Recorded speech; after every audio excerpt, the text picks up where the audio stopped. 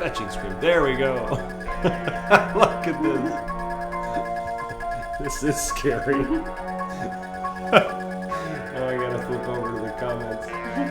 Oh my goodness. Hello everybody. Welcome. Obviously we've got the Halloween theme in the background. For those of you on the podcast, sadly you can't see us. Because if you could, if you could see us, you would probably laugh. We already have laughter in the comments. I'm going to wait to see if anybody can guess who we are dressed as, just for the fun of it. We will reveal it. We already have EJ guessing the movie. Yes. Oh, I'm so frozen. We are dressed. I'm just so frozen. I've just been in a lake. I went the easy route, and I dressed as Alec Baldwin's character in Beetlejuice. Well, if you'd have been Gina Davis, then people might have had a conversation about you. That is what Felicity is dressed as. So happy Halloween, everybody! Welcome aboard. Halloween. We were just playing the Halloween theme, probably one of the better scary themes. I'm gonna do a close up. But yeah, you can show Gina Davis. This is my. It's a little. There we go. It focuses. There it is. What she's doing, everyone, is getting close to the camera and showing a comparison photo of her and Gina Davis. Felicity worked a lot harder on her costume. I bought. Yeah, it's.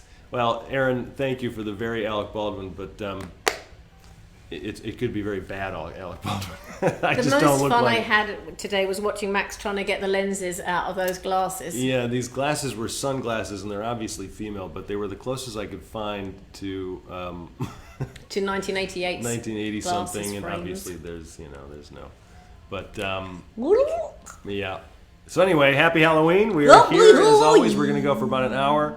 It's going to be very weird looking at... I almost called her Gina. Looking at Felicity, dressed in looking as she is. But we have a lot to discuss, a lot to talk about. Just out of curiosity, I created a little poll. I don't know if anybody can actually use the poll. Didn't you do? It's right there, but it's what's scary. I thought you gave it. Didn't you do a timer on it though? I don't know if the timer thing. Oh, publish now. Okay, cool. I can publish that a little bit later. We'll wait for more people to come. But happy Halloween! If you're spending the night with us, obviously that means either your Halloween trick-or-treating with your children is over, or we have fathers like my brother-in-law Aaron, who evidently didn't go trick-or-treating with my niece. Or he's out walking around and he's on his phone. I don't know. But thank you for joining us on Halloween. It is Wednesday, October 31st.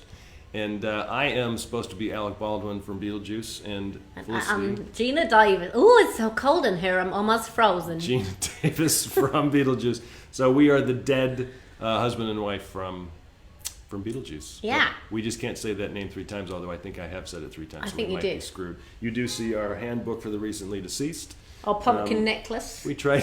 Our his and her pumpkins. We tried to be as authentic as possible, other than the obvious pumpkins behind us. But and we even have the fire on for you. Yeah, we probably didn't need it. We just thought it brought the ambiance a little bit. Well, let's pour the wine, as we always do. Our wonderful sponsors, Huge Steel Wines. Thank you to Steel Wines. We've got good old Bill Shakespeare on the cover. It's a Syrah, Writer's Block, Steel. Thank you very much, as always, everybody. Thank you so much, Drew. We love you. Look how nice and dark that is. And actually, they're going to sponsor the third Thursday that we have in November at Cannon in Burbank. Oh, that's They're right. sponsoring us, so thank you again so much, Yes. Steel Wines. You are amazing. Yeah, and then We had a lovely time actually with them the last third Thursday when we were at Nickelodeon. I actually couldn't go to that third Thursday because I was getting ready for the Austin Film That's Festival. right. They sponsored that too. They gave us a whole bunch of wine. Steel Wine is making the rounds in the screenwriting community. So yeah. Thank you, Steel. Thank you, Cheers. Steel. Happy Halloween, everybody. Happy Halloween. Cheers. I'm going to take a You sip. too could look as delicious as I do. These red lips, because I've done over my mouth, are going to be with me for a while, I fear. That is powerful. I'm smelling it. Good. All right, what we got? We just looking at the comments. Oh, it's Karma. Hello, Karma. We met at Austin Film Festival. Nice to see you. Happy Halloween, Karma. EJ says, don't those Borzoi dogs look like they have had that Beetlejuice dust sprinkled on their head? Borzoi dogs. I'd have to see a picture of a Borzoi dog. Nice to hear Felicity still sounds like a Brit, though the Austin might get her. Yeah. Yeah. I did think about trying to do it all American, but my accent is so rubbish. that you'd be like, what is that? Yeah. So I just keep going, oh, it's so frozen. I just got out of the water. My arm is so hard in American. All right. Well, anyway, we got a lot to talk about. Thank you to Steel Wines. Thanks, of course, Steel Wines. The other sponsor that I never heard Story of. Farm. What is the Story Farm? Oh, I don't know. Big book blowing down a house. Yeah, that's my logo. Come on. I run the Story Farm. I'm a consultant. I work with writers on a weekly basis. If you want to work with me, you can always reach out. I am running a little 2 months free, so 14 months as opposed to 12 months, 8 months instead of 6 for the same price. So you can reach out to me, max@thestoryfarm.org. I'm going to run that probably up until maybe a week before Thanksgiving, just otherwise the 2 months thing doesn't quite work out. But anyway, thank you to Story Farm. Myself. Thank you, Story Farm. I'll just thank myself. You're amazing. What else do we have? Well, I also wanted to say on the Third Thursday front that we wanted to welcome our new Third Thursdays into the fold. We have some more. We have 2 new ones. We have Boston and Portland. So welcome Boston and Portland to Third Thursday. Yeah, so they are hosting Third Thursdays events in those 2 cities. To go alongside the other ones we always have. Always check out networkisa.org for all the places that we're having Third Thursday. And also in New York, Jess Hines is doing her Dissecting the First Draft again. So she interviewed the writer of Cocktail last time. This time she's going to interview the writer of Cadillac Man, Ken Friedman. They're just really great educational, fun, entertaining events, and Jess is awesome. She's hot. And she's great. I'm allowed to say that. She's really good at what she does. Yeah, I'll say she's really good at what she does. But meditativewriting.org is Jess's website. We've got some cool podcasts that we have posted. We have a new channel, by the way. Do we? You need to be going to the ISA's podcast page because I'm posting things all the time. But Scott Marcus is our, I guess you could say, business manager. He does a whole bunch of things. He also does red carpet interviews, edits all of our podcasts and videos and everything. But he is a ghost investigator, a paranormal author. He has a couple books out, and he makes the rounds to all the paranormal, what do they call them, paracons, the conventions for all the paranormal stuff. Really? But he goes all the time. I didn't realize I had a name for it. Paracon, yeah, Paracon. Yeah. But he is launching a new channel called A Ghost Hunter Watches, where he and his guest dissect a scary movie. And from the perspective of ghost investigation. It'll only be a few episodes a year. It's probably only going to be coming out around the Halloween time, but he's fun. great and he's fantastic and he's really such a nice guy. We've got some new podcasts from Jeff York. The Haunting of Hill House is coming up soon. His review of that anyway. If you haven't seen The Haunting of Hill House, you need to watch it. Oh my goodness! But only during the day. No. With the lights on. It is really excellent, and it's not what you expect. Scary Mary. It's more of a family drama than it is anything else. It's just really good. Apart from the scares. It's family drama apart from the scares. It is still scary. It's definitely scary. But then Courtney, our social media manager, along with Jeff York, are going to be jumping on a review of the movie Suspiria with one of the scariest actresses on the planet. Oh my God, I almost had her name. Anybody know who's starring in Suspiria? I almost had it. We're just watching here with Still Alice. Yeah. Still Alice, thank you. I'm not dressed as Still Alice. No, but you I'm just Alec got Baldwin from Beetlejuice, goddammit. I'm sure my mom looked at both of us and was like, what are you No, but I'm saying as? Still Alice because she had dementia. I know that. But I don't mean that in a bad way. Well, Gosh, I feel terrible I'm now. a little forgetful. Anyway. I don't know. I haven't even looked at who this Her movie name is. is right on the tip of my tongue. Anyway. That's coming out soon. Felicity and I are going to the Napa Valley Film Festival next week. Oh, yes, and that's where we're going to do our new Wine Wednesday. Next week's Wine Wednesday is going to be in Napa Valley. Sadly, Steel is not going to be our sponsor at the time, but we love Steel anyway. No, we're actually going to have a wine from Napa Valley as our sponsor that week. The festival, one of the festival's sponsors is going to be posting up the wine for us, which of course we appreciate. But so we're going to be up there next week, so you can tune in. We'll be from Wineland doing our Wine Wednesday, which is going to be fun. All right, do you want to go through the deadlines for our contest? Today we're going to talk about, though, just so you guys are aware, I posted the title of this, like All Things Scary. We're going to talk about horror movies, why some of them work, what some of your scariest, favorite scary movies are. And actually, let's do that. We'll post this little poll that I created. This is the first time I've ever done this. So I'm going to publish this poll. I can only see one, Park City. Final deadline, November 28th. Oh, table read my screenplay. Park City. So that's the final deadline. Although there was always tiny little extended. Mind you, I just come back from Austin where we had the most wonderful time. We had such a good time, and our fast track fellow Sean Collins Smith did very well there and won a mentorship. Yeah. From. All right, I'm going to post this poll. I've never done this before. Sadly, everybody on the podcast won't be able to partake. But we've got the question of what's the scariest movie you have seen, I'm giving you 4 options. Yeah. And so it's be just curious to see what if you've seen them. We're going to take a vote. Which you think. I have a feeling I know which one's going to get the most votes, but I'm going to I know which one I was most scared of. Let's see what happens. Oh my God, so this little poll covers up... my face. I'm totally fine Why with does that cover Felicity? But look how good my neck looks. On all the days to cover her face, it's going to cover the face on costume Gina day. Davis. Tilda Swinton is thank you, Courtney and Mary Davis. I love Tilda Swinton. She's in Suspiria. She's amazing. Yeah. Anyway, I'm even wearing pretend wedding rings. So I'm going to do a bit more short, deadlines. I'm just laughing so hard at the fact that this poll is right over Felicity's face. I'm just going to duck underneath it. Save 10. Oh, now it's gone. Well, it's because I switched screens here. Okay. Everybody sees that poll over Felicity's face. I'm still going to go underneath. So save $10 with the code WINEWED10 for Shoot Your Sizzle early entry deadline 15. Oh, November the 1st. So that's tomorrow. November the 1st is tomorrow. You can get $10 off with WINEWED10. This is very awkward, by the way. I'm sure. You can watch the video of our what it's about, and then you can also see the winner from last year, the actual sizzle that we created.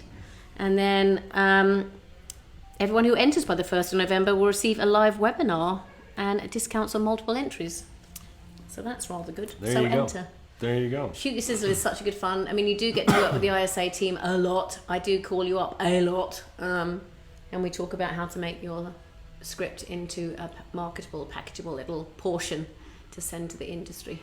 So Courtney just posted Shoot Your Sizzle. Thank you, Courtney. That people you can look at the comments here and see. Save $10 with the code WINEWED10. And Mary, she's not seeing the poll. I wonder what we can do about the poll. Somebody voted. I see 100% on one of them. It's weird. Oh my goodness, I can still hear the Halloween theme going. Yeah, we got a lot of people and kids outside.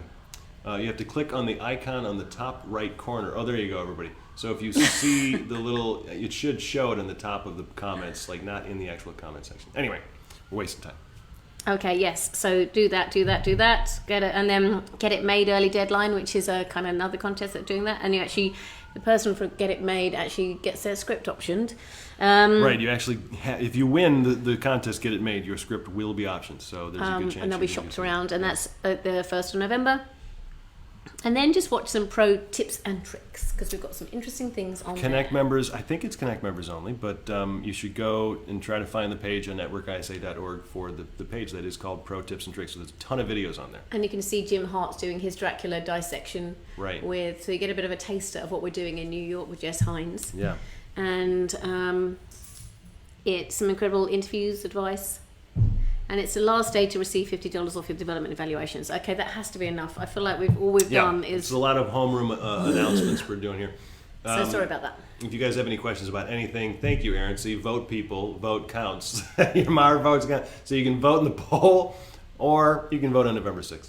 Yeah, and so Sean Colin Smith, hello! Hello, Sean. Hello, Elizabeth. Congratulations. Well done, Sean. So exciting. All right, so we're going to be talking about scary movies. So I didn't really, set a lecture. It's not like I'm going to try to tell you how to write good scary movies. I think I felt bad. I haven't done any homework. I basically just got ready. We were mainly because how serious can you take us when we're talking serious screenplay talk when we're looking like this? So this is going to be pretty relaxed. But we are going to talk about something that Jason Blum said recently about female directors.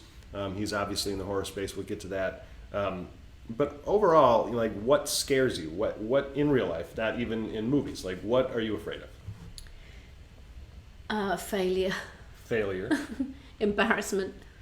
No, I guess, in real life, what scares me is I definitely have a fear of missing out. I'm definitely a FOMO, like not reaching potential. So I guess that's kind of part of the failure thing. I think, with any fear, honestly, if you look at any horror movie, scary movie, psychological thriller, whatever, it's all playing on one type of fear, or at least the ramifications of something that occurs and what type of fears will pull out. So you either have a situation like, a horror movie like, Jason's chasing you with a knife or something. How are you going to react? You got lost in the woods and someone's chopping your head. Or like A Quiet Place where, the level of fear is obviously, there's an unknown there, but also the situation of you can't make a sound. But then there's also the fear of death. Yeah, right. Of course, your fear for your life. Yeah, that makes a difference. Fear of not living anymore. Yeah, but it all being over. But then there are the levels of these psychological thrillers, which of course Hitchcock was so good at. And so how do you pull out and play on those fears? And honestly, there are so many ways. But primarily, and if you look at any Stephen King novel or even movie, especially his novels, the way he describes visuals and the word choice. He said that I'm going to misquote him, but something along the lines of, in comparison to dialogue, so much more can be said by painting the picture of an abandoned, broken tricycle in a dirty, filthy alley. That visual says so much more than just the scare factor of what somebody's going to say or how the plot is presented or the situation. Well, then you also, as a reader, you imagine your own scary alley, your own broken bike, it's your interpretation of the situation and what that means to you. I think those are the best psychological thrillers, the ones that resonate with the viewer. In The Haunting of Hill House, for example, for me, because I have a large family, I was able to connect even more. And you used to live in a haunted house. And I lived in a haunted house, which not everybody has that, but I was able to connect with the family, and you see them as this happy young family in the past, and then they come back into the future, and they're all just kind of broken. And it's because Do you think that's like your of family the situation too? with the house. No, we're perfectly fine. We're broken in our own ways. Nobody's perfect, but I'm able to see into, God, how awful would it be if your family does break up because of one, singular issue that you all have to face eventually. I guess that's the thing, is that the family really did break up. It really was ripped apart. Mm-hmm. The thing in Haunting in the House, my most scary moment was, there's a moment where they just keep knocking on the door. There's just the two sisters in the house. And when they go to the door, there's no one there, and then it knocks on the window, and then it knocks on the door, and then it knocks on the window. And that is my kind of yuck. And so what does that represent? It represents invasion of privacy. It represents force. It represents vulnerability, because if whatever gets in, I'm screwed. So you have to be looking at, what does that situation. It's not just the fact that someone's knocking on the door and then they open it up and nobody's there. That in and of itself is spooky. The fear really lies in the moment before the scary part. If someone's knocking and then they wait and nothing happens, somebody knocks again, and then the killer jumps in and kills the person. It's not the jumping in and killing the person that is scary. No, it's the suspense while you're waiting for it to happen. And I think I was staying in Austin in an Airbnb, and the person I was staying with never came. She never turned up. So I was staying in someone's place by myself. Oh boy. And it was fine, but I did have this moment where I felt a bit. It's got one of those doors that you can lock and open from afar as well. They have those ones you can now do by the phone. Okay. I was like, It's totally fine. I just have to talk myself out of my own nightmares. I think also there's something about being female and that idea of the knocking, because it's the male intruder, which being overpowered, and not in a not in a sexy way. You can boil most of them down to real basic foundational levels of fear, like vulnerability, loss of control, the unknown. I have this weird fear of just the idea of alien abduction. Both fascinates me, but also terrifies me. They're going to put you on a table and go through your bits. There's that, but all the people that say they've been abducted, they say I was off and for 5 hours and suddenly I'm back at home. What really scares me is not knowing where my body was for 5 years or 5 hours. That's really scary to me. There's a complete loss of control. It's like when you're of dead. Yourself, and the idea of death and the idea of infinity completely terrifies me. You can't even wrap your brain around it. So for me, most of my fear is probably based in some level of needing to have control of my life. Right. And if I lose that control, then that's why I love dystopian movies and kind of apocalypse movies, because it's kind of this question of what do you do if you could do anything. It's like you're even though there's major danger with zombies or whatever, but it's a complete redo and start over. What would I do in this situation? So no rules. It's a little bit of a no rules, and how do I gain control out of those rules? So if you are writing something scary, or if you're watching a scary movie and you ask yourself, why did this scare me? It's like this level of therapy. You have to dig down. What is so scary about it? Like Greg Beck is mentioning scares are temporary while disturbing can last. So I think that's a good point. Kind of like what we were saying about the pounding on the doors is scary because there's a level of unknown and suspense. And then once the killer comes in, that's not really scary anymore. That's the whole reason why I don't want aliens in the alien movies. Right. Yeah, like once you see the aliens, it's not that scary anymore. But not seeing them is that much scarier. We're saying most things you guys already realize, but Greg is mentioning in Clockwork Orange, Last House on the Left, Seven was terrifying.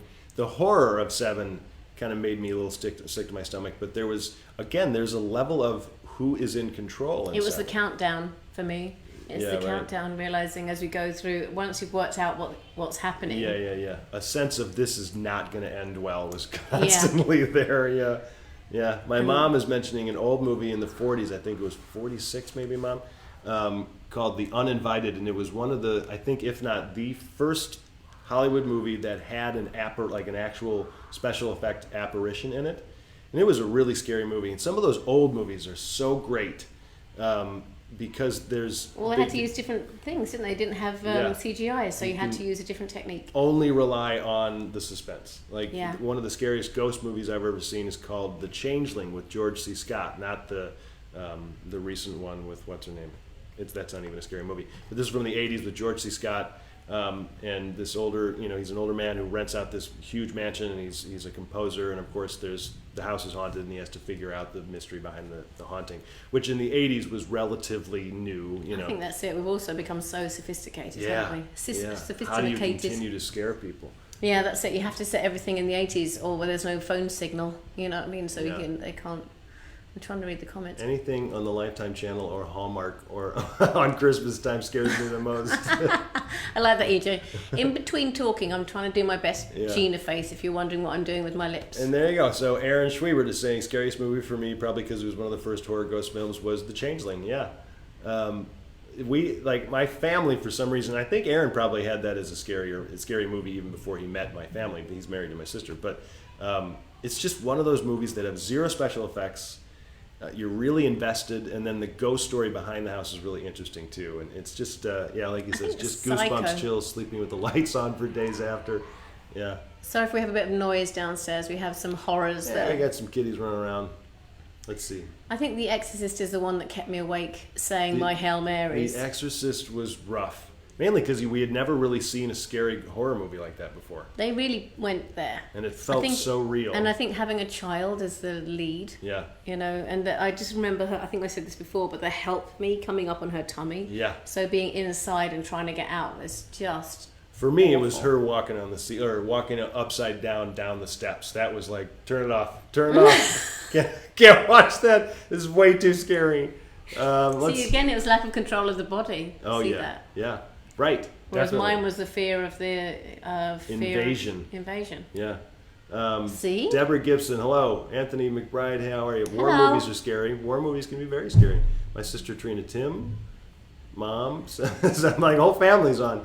Diane, the old pod people, some of those early 50s I think the scary Day of the movies Triffids actually scared me because of the Day of the Triffids. I don't know what that is. It was a very set movie from the 70s, I think, called The Day of the Triffids. And it was when normal society was overtaken by these kind of alien Triffids that came down. Interesting, Triffids. And they did this, I think it was a movie. It's really ancient. And there was a moment where I just remember as a tiny kid seeing it. And there was this thing where he went like this. Because the whole thing was once you'd been possessed, as you had this big scream that you did. Okay. And he did it, and you were like, oh, you watched the girl get to him, and you were like, oh my god, it's going to be alright, it's going to be alright. And he turns around and goes, oh! And you're like, no! God in heaven. He's one of them. Let's just see what else we got. I was kind of that way with The Ring. I made the mistake to go watch The Ring by myself in the movie theater. I was a grown, adult, 25, 26 years old, and I had to close my eyes at certain parts that scared me so much. The Omen, really scary. Making a Murderer, I have not watched it, but I've heard it's terrifying. I have watched Making of the Murderer, and I think that's about law and order, though, isn't it? And how justice can be skewed. And it's real. I think the reality of it is really what makes it, because it actually happened. Picking on a family and some people who were mentally challenged. That was really difficult to watch. My sister is asking, is she Gina Davis on Beetlejuice? You got it. This is, we're waiting for Michael Keaton to come down. The ball bouncing down the stairs in The Changeling, that's such a great moment. Mm-hmm. Fire in the Sky was really scary. So there's an alien abduction movie based on true events, which is really even that much scarier. Let's see, The Others with Nicole Kidman, so fantastic. I think the Others with is the cleverness of the storytelling. Yeah, the twist at the end. Yeah, it was. So then to watch it again and then imagine it the other way. Yeah. Oh, just so brilliant. So wonderful. Yeah. And it felt very fresh and original. I guess that's the other thing about it. And as we were saying, Halloween opened to $77.7 million in 3 days. This weekend. And we were talking about it because I'm not a horror fan and I don't understand. I mean, The Nun, which is supposed to be shockingly shit, was, I don't know, week 4, 379 million or whatever. And why do people go? And we were talking about that. You were saying it's because people want to have the experience of fear whilst not actually being in a terrible situation. Yeah, right. Yeah, it's an event. People are entertained. So it's that adrenaline rush. You're always going to have people who are fans of the horror genre who want to go see the recent It remake was great. But people want to. I like being scared. Some people don't like being scared, so they're not fans of horror. That's me. I don't like it. But there are other people like our friend Scott Marcus, who works for the ISA. He'll watch every scary movie. He just loves it. He looks at it almost like a research project. But I think because he does investigate ghosts, it's different for him. Sure, totally. I just remember seeing there was one movie, I can't even remember what it was, and there was just a cowboy. There were like these cowboy boots walking across. Again, it's invasion, walking across the stairs. And it made me fearful to go for a wee for ages. You didn't even know what this movie was? No, I can't remember which one it was. It's just like these cowboy boots, like again outside the door, worried they're going to come in. Somebody's going to go to the bathroom in my house. No, it's me. I couldn't go because I was going to find the man in the crocodile boots. Oh God! So I just used to do it on the couch, like I do here on your couch. Terrifying. The Sixth Sense is that way. Yeah, it's right. Once you watch it, then it's like, okay. But there are still some scary moments when Haley Joel Osment like hides in his tent because he knows there's a ghost around, and the little clips. Sorry to interrupt. Do you think your sister thought you were distressed as you, and I was the only one who felt maybe. Yeah.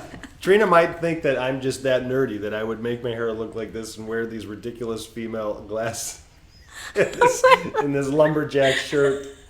Yeah, Katrina's like, whatever, Max looks normal. Why is Fisty dressed as Gina Davis by herself? Oh, it's Halloween. I'm just trying something different. I thought brown curls, No, but there are some moments in The Sixth Sense that are still scary. The little clips off the tent start coming off, like a ghost is taking the clips off and like revealing Haley Joel Osment, the little kid, and then suddenly the girl shows up in the tent and she's like puking out of her mouth. I went, whoa! Where else would she puke out of? Well, come on. I'm puking trying out to paint a ears. visual. Trina says, I thought you were in 8th grade. Oh, me in 8th grade. me in 8th grade. Oh, wow. Trina had a little bit of a rough patch there in the 7th, 8th grade time frame. She got over it. It's okay. You have a lot to look forward to. I thought she went, you were her in No, she's referencing you. All right. I thought she went through a tomboy patch. She did. And, well, maybe she is referencing me. I don't know. We need to find out, Trina. Oh, golly. Here we go. We're going to start choking on our own. Totally Poltergeist fine. I'm going to start puking out of my mouth. So here's a question. So Felicity said that any kind of poltergeist story scares her. So was poltergeist for me, I don't know. It doesn't scare me that much. I guess, again, it's things being knocked over. And my friend Brett Goldstein, who is a wonderful writer and actor, and I really love him, and he told a story about him and his dad being in a holiday rental, and someone had said that some things had been messed about in the like bedroom that had bunk beds, and he went with his dad to kind of go like, we're going to go investigate, we're going to be men. I'm going to make sure there's nothing strange going on. And literally, he said he got in the room and there were coins and like all this stuff flying around. And that, at least it was I think money. it's, well, yeah, not if it hits you in the tooth, take your teeth out. But I think it's just the lack, maybe that's a control thing too, that the sense of mischief and harm, and it doesn't feel very playful, but you feel like you think they can be playful. I guess in my mind, my poltergeists Maybe are not always poltergeist, I don't like know. tipping. They're always like taking. They're like a cat, but without the fur, taking things off shelves, pushing things. I off have shelves. like I have a belief system when it comes to hauntings, and for poltergeist, any kind. If we really want to dig into the different types of hauntings, and Scott Marcus could talk about this for hours, and he literally has on stage. But Scott and I have had lengthy conversations about just what is a haunting, and there are so many different types. There's residual, there's a conscious haunting, there's a poltergeist haunting, there are shadow people, black-eyed children, which is fucking terrifying. What does that mean? Black-eyed children is the story about, there are legends of children coming to front doors, knocking on the door, and they have deep black eyes, and if you let them in, they'll never leave, and they'll terrorize your life. Like people have. So you don't go into like the black hole of their eyes. Yeah, you don't want to let them in, and they're just really scary and weird. But poltergeist to me is really just an energy level based kind of thing. Like if you look at any poltergeist story, not necessarily a movie, but people talking about poltergeist activity, almost always there's some kind of connection to the family going through problems. There's some kind of personal issue with the people who are living in that house. And I totally believe in kinetic energy having an effect. And if that then connects with some kind of whatever energy that is in the house, I would not be surprised that that could force something to move. I don't know. It's that's my belief. I will say that Trina was referencing me. She had short hair in 8th grade and glasses. And I am wearing obviously female rimmed glasses. But they were the closest to Alex in 1988. What can we say? What is that movie where that old man's Achilles is completely slashed by some ghost or evil kid? Yeah, that's bad. Whatever it is. I know what you're talking about, Trina, and I don't remember. I don't remember what that is. Maybe Pet Sematary? Could EJ be right? It could be Pet Sematary. I remember reading Pet Sematary, and it was very scary. It scared me, man. That was a scary movie. And I also remember there was what's his name? Harold, oh God. There was a book called The Rats or something, which again is like a really 70s book that I was given, like a dusty old copy. And you basically read it when you were getting to find out about sexy time. And because it had moments in it that were kind of describing having sex, and then there were other moments where the what are they? The rats ate them alive. It's eating rats together. Where the rats ate them alive while they were kind of like, so they got naked, and then the rats would kind of start on their toes and kind of eat. That kind of. Yeah, that's not good. And And so there was a weird thing of going, oh, this is kind of like, awakening things in me that I was completely new to. And then also going, and then you get eaten. Maybe it was a tale to keep you a virgin. Jesus. I'm going to check the poll here. We have our own black cat walking up into the... I don't know if she's going to go I hope all frame. the black cats in the world are safe today. I can't believe people are mean to black cats. Let's see what we got here for the poll. So the question was, what's the scariest movie you have ever seen? Oh, I like it. And the 4 choices were Scream, The Witch, The Exorcist, and Manchurian Candidate. I threw that in as a little bit of a joke, but at the same time, it's still a scary movie. It was pretty movie. terrifying. 67% so far say The Exorcist, which is not surprising. 0% says The Witch, and I have a feeling because people just haven't seen it. Because that movie scared the living hell out of me. It really scared me. Not as much as The Exorcist. Lily Mercer watched it. She posted a little thing on Instagram. She said it was scary. It is uncomfortable. I think it's because it's the 17th century as well, so it's really back when times were... And there's just nothing happy. Like nothing happy happens. There's no one at the end pregnant going to get married. Yeah, right. What on earth is going on with this movie? Misery was really scary because That's it was true. so... Was good. You could believe it. Anything that's believable. Come on. My sister is my sister's a 7th grade teacher. That could be terrifying. I guess that is true. The day after trick or treating, I should film the day. That would become the scariest movie ever. Good night, Trina. Thanks for chiming in. Yeah. My sister, everybody. My mom's saying The Exorcist. Yeah, it's The Exorcist. I think it's. I'm gonna end. Well, I'll leave the poll up. We have a black cattail coming here into the frame. All right, so let's talk about what Jason Blum was saying. What was he saying? He basically said that the reason why he has only ever had one female director. I'll read. So the news around town, so to speak, and you may have heard it, is talking about Jason Blum, who runs Blumhouse. And actually, Courtney did a post about it. Yeah, it's in here. So this is what he said in response to some form of, female directors being uninterested in the genre, et cetera, or, the horror genre. And he said, we're always trying to do that in terms of hire female directors. We're not trying to do it because of recent events. We've always been trying. There are not a lot of female directors, period, and even less who are inclined to do horror. I'm a massive admirer of the director of The Babadook, Jennifer Kent. I've offered her every movie we've had available. She's turned me down every time.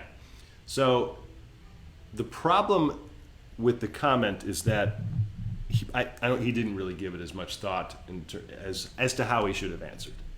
He could have thought about that a second, because I think you can see where the problem is, which is what? He just answered without thinking. He just basically, he did a splurge answer when actually there are loads of female directors, and there are a lot more than he was making it seem like in that comment. And we did talk about this a bit briefly in the car earlier, and I think it's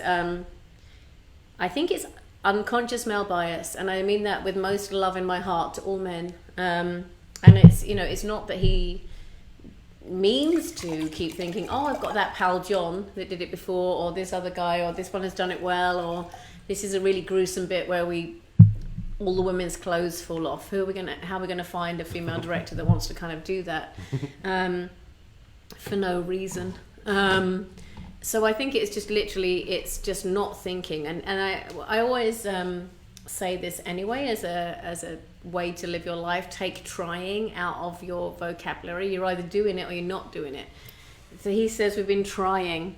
We're always trying to do that. We're not trying to do it because of recent events. We've always been trying.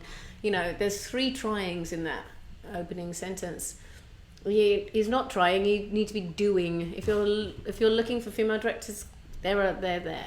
So I think to look at both sides of the comment, because I completely understand both sides. There are a lot more female directors than most people, if not all people, give credit for.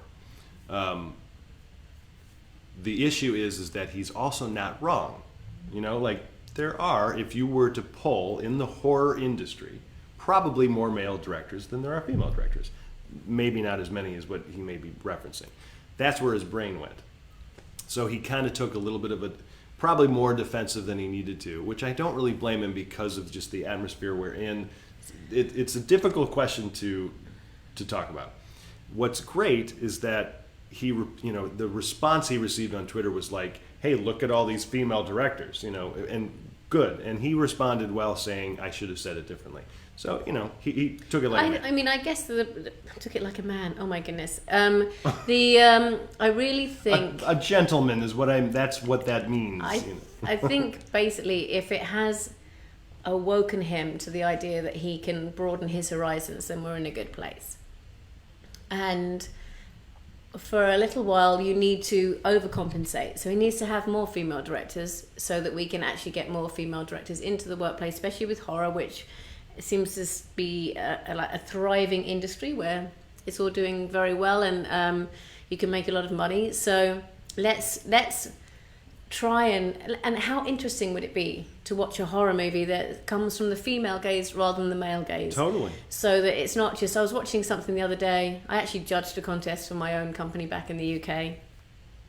I have a production and theatre company back in the UK called Unrestricted View, and then it's kind of got a splinter called FM 4 Mad Weeks is the film company, and then we're running a horror film festival right at this moment, so I was judging the screenplays, so I was watching them, and the one that I chose actually the horror movie had no female nudity. It had it was actually a really smart story, well told, really great actors in it.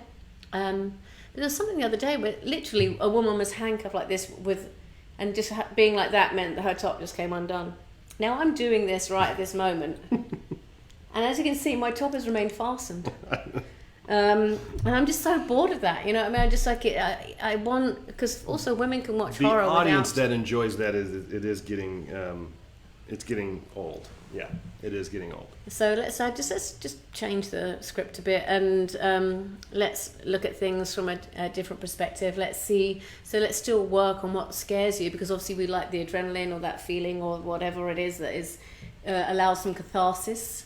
But it's ready to have a different viewpoint, I think. I think any genre is ready to have a different viewpoint, and I think this cat's just gonna stand here on my lap for right, put your butt in my face. That's good. But I think and I couldn't find it, so that's what I was looking for. I don't know why. I sent myself a list of articles that were in relation to this, Jason Blum kind of outrage that has been going around the social media. And a lot of I was a little frustrated with some of the titles and headlines of these news articles. They were immediately jumping to Jason Blum doesn't believe there are, female directors, and it was a complete, overestimation, or however you want to say that, in terms of it was a jump to let's demonize this guy, and that's not fair. Because he didn't say anything negative. He just didn't think this through. And the problem is he wasn't wrong either. But now people are saying, wait, there are all these female directors, and there are, and it's great. People should be responding that way. Well, then I think he was wrong in one sense, in the fact that he obviously hadn't been looking that hard. So I think the difference is that he answered in a way to placate the question, when actually, if it had said, you know what, you're right, I should be finding more female directors and owning it, rather than going, I'm trying to find them, they don't exist. You know what I mean? Right. Do you know that what was I mean? That's the little nuance of what he said, and that's the problem. And I get it with the unconscious bias, but we also can't just assume what he's already thinking based on just what he said. Because he may have been for a long time looking at female directors. It's hard not to, because that's all we have to go on. We can't see inside his mind. Yeah. But anyway, I think it's an interesting point, and we're moving towards. I hope I would like the female gaze to be more represented in all genres of filmmaking, but for horror movies especially, I'd be interested to see how it changes what we see. Yeah, there you go. And when Courtney's posting from Women in Film. In the writers' room, women have been the majority on shows such as The Haunting of Hill House and the last 2 seasons of Bates Motel. I think it really shows, because there's such an emotional bent to The Haunting of Hill House, the importance of sisterhood and the loss of a mother, and how important a mom is. Spoil it. Well, you learn pretty quickly that something happened with the mom. It's not that big of a surprise, but. It shows, and there's a level of femininity that has not been in movies for a long time, and you see it when a woman is in charge of a certain story. That emotional element comes out more often. I hope that this movement will allow men and women to express their feelings and their sympathies for each other in a more compassionate and kind way, and allow for more interesting stories with further depth. Yeah. I think men will be allowed to express how they feel about things, and women will be able to bring their side of the story to the table. And in this moment and in this place together, we can explore what it's like to be human. It's just humanity, after all. The horror genre is a perfect example to look at, because for years, horror was primarily a very masculine genre. More men enjoyed horror than women. But now, as we've gotten into the 21st century, a lot more women are coming into that space, and yet there are still a lot of very male-oriented, stories being told in the genre space, and now that's flipping. So, what's interesting from a business standpoint, if we have female directors directing horror, you're still going to draw the men to see horror, but you may also then suddenly draw more women, which is just going to raise the box office. So it makes a sense on a business level. The woman isn't going to suddenly tell an all-female story. They're going to tell a good story. And even if they did, that would be all right. It would totally be fine. And I think that's the difference, is that everyone has free will, so they can go to the cinema or they can not go to the cinema. They can find something they find connects with them or not. But the space to tell the story is what we need, and that's what's important moving forward. My point is that why wouldn't Hollywood want to tell a story that a man could tell, but with a female voice, to allow for the story to be probably have more depth, more layers, allow for that feminine side, and to draw the female audience, just from a basic business standpoint. With 51%, standpoint. And it's only going to get more of us. Exactly, yeah. So anyway, we more of us. More of those. I'm going to look at some comments here. So let's see. The new Halloween is the highest grossing film ever with a female lead aged over 55. Very cool. Yeah. There you go. What else we got here? So I love Jamie Lee Curtis. What a rock star she is. Let's check the poll. What do we got going on the poll? Still the same. I'm going to end the poll because we need to do some trivia. Right? Oh, we do. And I'd be interested to know your thoughts too on this horror male-female debate we're having. The irony, though, yes, feel free to weigh in. There's no wrong or right answer. We're just discussing it. Just discussing it. But the funny thing is with this trivia, we don't have any awards to give out, which actually makes it easier. Well, don't you have like a book or something? Can't you give away like your? I could send you a copy of my book. How about that? The person who wins this, I'll send you a copy of my screenwriting book. Okay.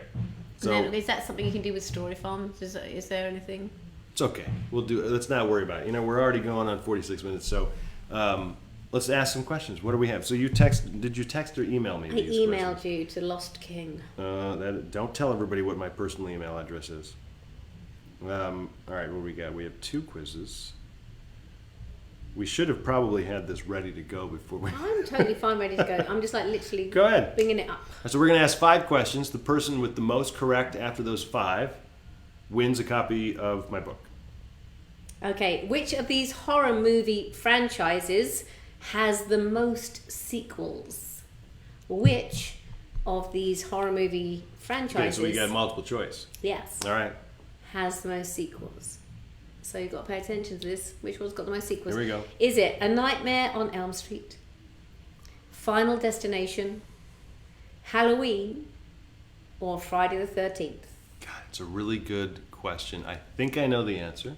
I have not seen. I'm going to wait to see what people say. I think I know. Which of these horror movie franchises has the most sequels? A Nightmare on Elm Street, Final Destination, Halloween, Friday the 13th. So we have 2 guesses. EJ Wyatt is really fast. Is it Friday the 13th? It is. It is. That's what I thought. It's Friday the 13th. There are 12 sequels. 12, yeah. And I was thinking, I think there are 13 sequels. But there are 13 total movies. Yeah, because it says like Friday the 13th says surprised most sequels, including the 2003 crossover film with Freddy Krueger from a Nightmare on Elm Street franchise. Yeah, Friday the 13th. So Friday the 13th, well done, They EJ! really pulled as much out of that as they could. All right, so EJ, you got 1. We got 4 questions to go. Okay. Greg, you just were a little slower than EJ. I like this one. It's another multiple choice. Is that all right? Sure. Which Stephen King book was not adapted for the big screen? Which Stephen King book was not adapted for the big screen? Is it The Running Man, It, The Mist, The Shining? Is it The Running Man, It? I think I know what it is. The Mist, or The Shining? I think I know too. The Shining, The Mist, It, and The Running Man. The Running Man, yeah. I think I know what it is. I'm not going to throw it out. Which of those was not adapted for the main screen? Glasses are a little... I have some questions that are stupid. Okay, we've got The Running Man as the first response and answer. I don't know, actually. So she has not been able to find the answer. No, but look, it's not telling me, look. Oh, maybe it's that one. No, it is. It's the one with the X next to it. That's what I thought it was. Okay. So, it is... I don't know if I should say it since it's multiple choice. Keep guessing. I'm going to say just keep guessing. It says no next to it. No, this is the one. It says no. What do you mean it says no? It says no, look. Oh. I got it wrong. It won't let me check something else. It doesn't tell you which one it is. Well, then... We're going to have to ask another question. I don't know the answer. So, yeah, shit. I don't understand. Wait a minute. Go back to the thing. Select It wouldn't let me sell. It wouldn't let me. Oh, it won't let you. No. All right, sorry everybody. That didn't quite work out. We don't know what the answer is. You guys may have guessed it correctly. I think we had answers of The Running Man, and that was it. And you know what? It's probably correct. Let me just say, it definitely is, isn't it? And The Shining definitely is. I thought it was The Mist. Oh, it's it. No, it was definitely the small screen in 2 episodes. No, that's wrong. Yeah, so I don't know. Sorry, this quiz is wrong. This is a very stupid quiz. Can you select The Running Man? I did, and it said no. Try refreshing. I literally did it, and it said no. Sorry, everyone. The technical difficulties. Look, The Running Man. It's trying to tell me that, but it's missed out the right answer. But it's definitely a thing. So they're saying it was it. Yeah. So this quiz must have come out.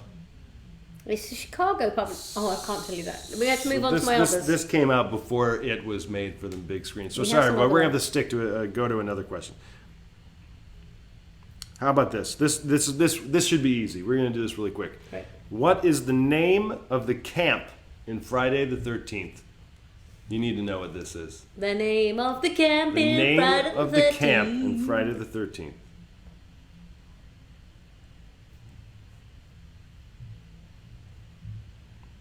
Oh, see, this is the same type of quiz, Felicity. I don't know. No, I've got it. I can tell you it's. Well, hold on. I can tell you. I'm gonna. I can point it at you. You're positive. Yeah, it's that one. That's what I thought, but okay. It wasn't. Yes. All right. Greg Beck got it right. It's Crystal Lake. Camp Crystal Lake. Okay, now I'm going to do one. Who was the first person killed in Ghostface in Scream? Who was the first person killed by Ghostface in Scream? Oh my God, is anybody going to know this?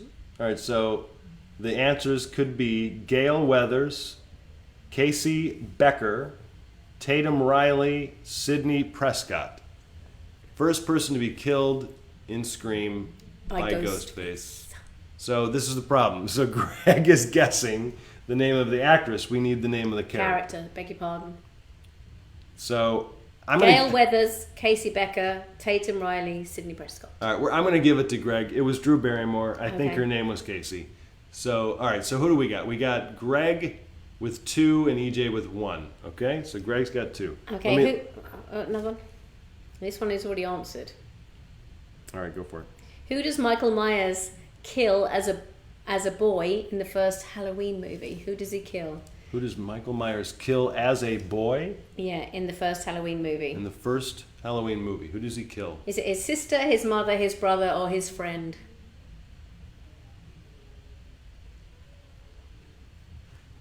Are you replying to a text? No, I'm looking for... Yeah, don't mind me. I have a hot date tonight. There you go, Greg Beck. Greg, he's won. So Greg wins. Greg wins a copy of my book, which you might already have anyway.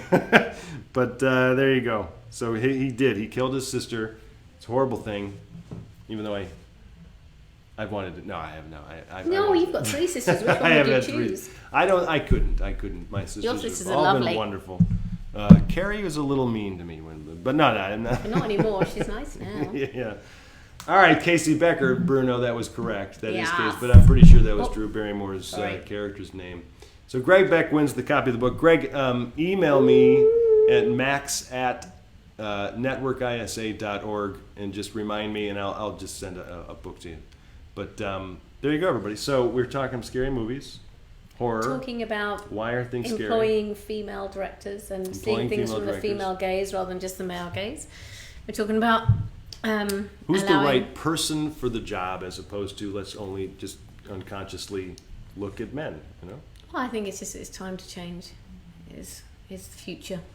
But and then do look out for the discounts that we're offering and the final deadlines. And I mean, people often ask us, how do you get ahead? Actually, I had a very big question about this, and it's about, we've talked about it before, but it's literally about building your writer's CV, and you definitely do get that by winning contests. So winning contests, posting success stories, sharing those success stories not only on our site but with other people. You have to create a resume for yourself. You can't just base your entire career on one script. You got to put a whole bunch of scripts under you. Yeah. So do that. Yeah. So that's why why make a short film if you want to be a director. There's so many things. We could shoot a sizzle. do get it made, get your script optioned. All that stuff really helps you. So yeah. All right, everybody, we are gone and out for our Halloween version. We're going to be on next week, 7 p.m. same time. But we, Felicity and I, Gina Davis and I are going to be at the Napa Valley Film Festival Wednesday night. We are then going to be off until I think December 7th. So we only have 3 broadcasts left. 3 more maybe, until we maybe dead. 2 actually. Just want to get that knocking on the door and we're both dead. We're gonna have to look at the schedule. It's either 2 or 3 left. I think it's 3 after tonight. So we've got 1 in Napa Valley, and then I think 1 just before Thanksgiving. But regardless, whatever you do for the holiday season, have fun, enjoy yourself, be safe. Don't eat too much candy tonight. It's up to you. Just remember to clean your teeth so it doesn't. I just have a bunch of candy out there, and we'll see how much is left. And I'm sure the kids just went after the candy bowl. We basically had a sign saying "Don't come up the stairs" to keep leave them us down alone. there. Yeah, I wanted to just say "f off," but I knew it's a little children. Yeah.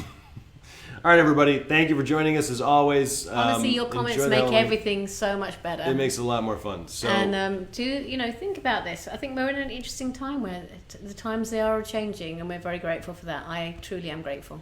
Yeah. All right. If you came in late, you can go to the podcast page on the ISA website, networkisa.org, and you can watch the whole thing. You can watch past episodes. Everybody listening on the podcast, thank you, and we will hear and talk to you soon. You can also find it on Facebook too. So on Facebook. Take care. Thanks, everybody. Bye, everyone. Goodbye.